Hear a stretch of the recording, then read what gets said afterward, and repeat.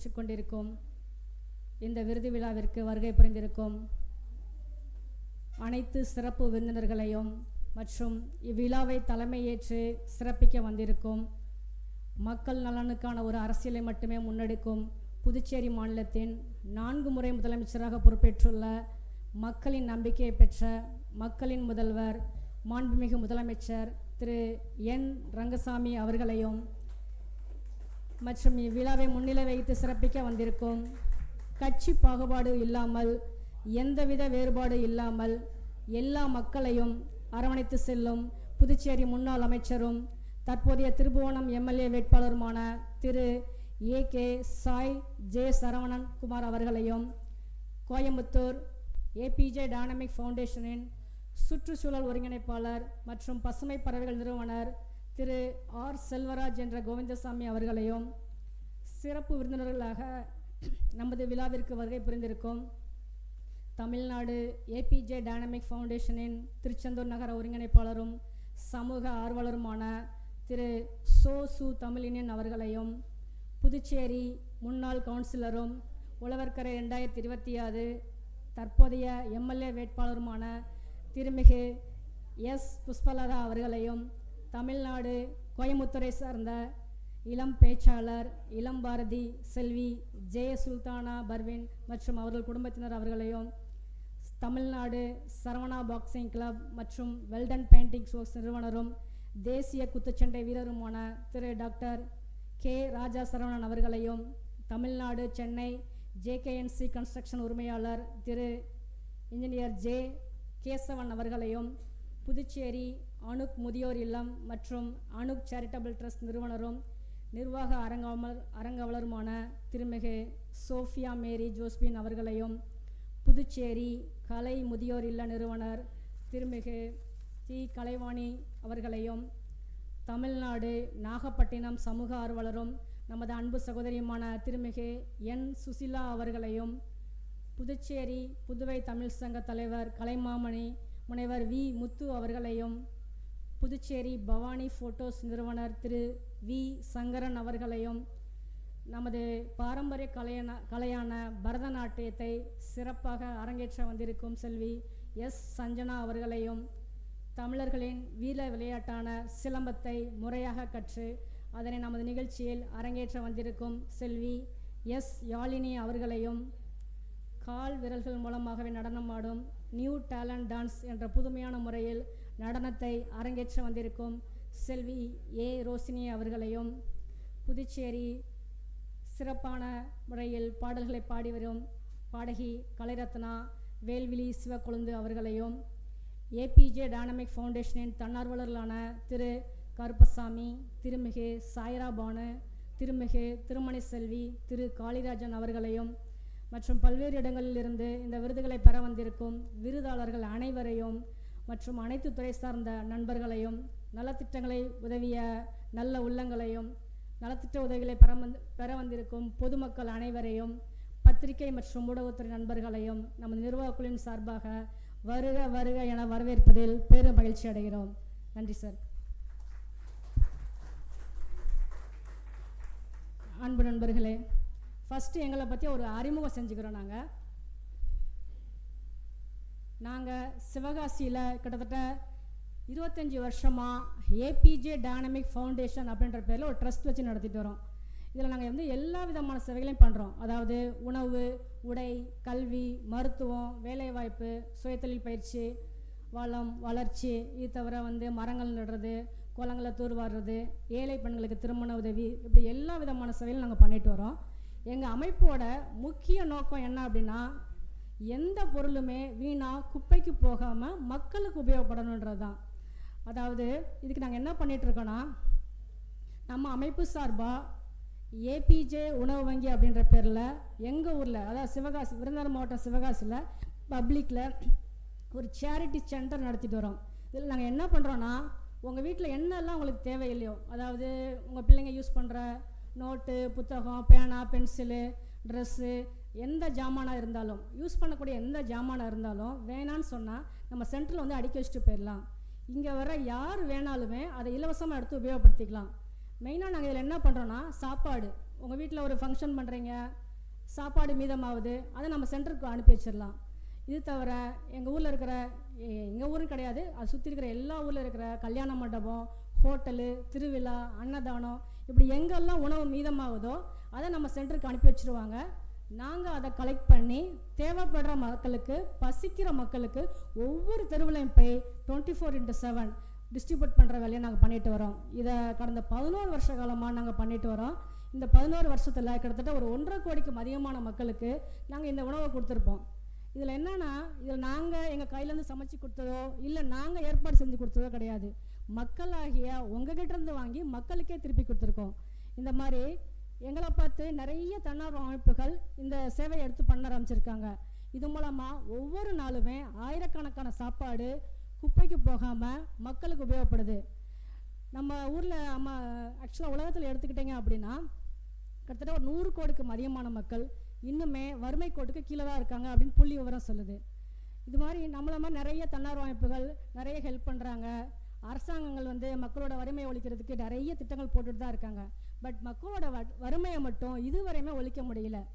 என்ன காரணம் அப்படின்னு பார்த்தா, மக்கள் நினச்சா மட்டும்தான் மக்களோட வறுமையை ஒழிக்க முடியும்.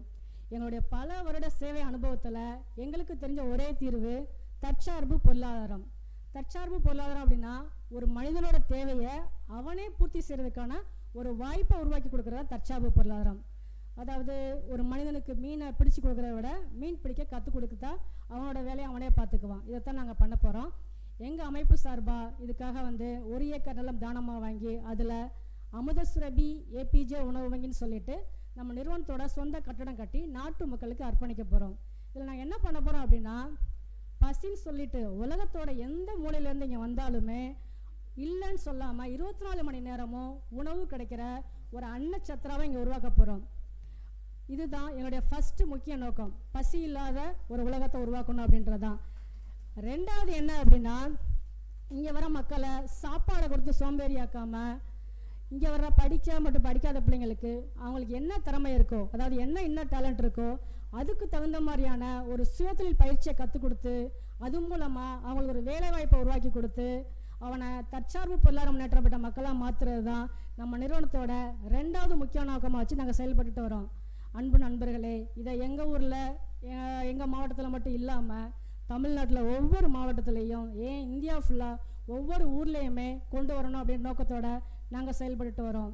இதுக்காக நாங்கள் அமைப்பு சார்பாக ஏபிஜே தேச சேவை பூமிதான இயக்கம் அப்படின்னு சொல்லிட்டு ஒன்று ஆரம்பிச்சிருக்கோம். இது என்ன அப்படின்னா, அதாவது எங்களுடைய இந்த திட்டத்துக்கு நிலம் வச்சிருக்கிற யார் வேணாலும் குறைஞ்சபட்சம் 1 ஏக்கர் தானமாக கொடுத்து உதவலாம்.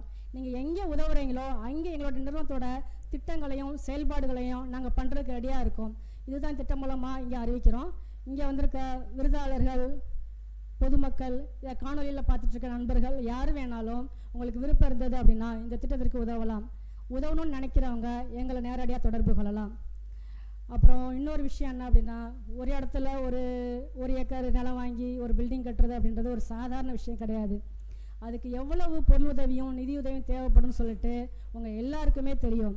இதுக்கு நாங்கள் என்ன பண்ணிகிட்ருக்கோம் அப்படின்னா, நம்ம அமைப்பு சார்பாக கடந்த 5 வருஷ காலமாக ஏபிஜே விஐபி குளோபல் விருது மற்றும் கலாச்சார திருவிழாக்களை உலகம் ஃபுல்லாக நாங்கள் நடத்திட்டு வரோம். இதுவரையுமே இந்தியாவில் எடுத்துக்கிட்டீங்க அப்படின்னா ஒரு 18 ஸ்டேட்டில் நாங்கள் இந்த நிகழ்ச்சி நடத்திட்டு வரோம். இது 18வது ஸ்டேட்டு.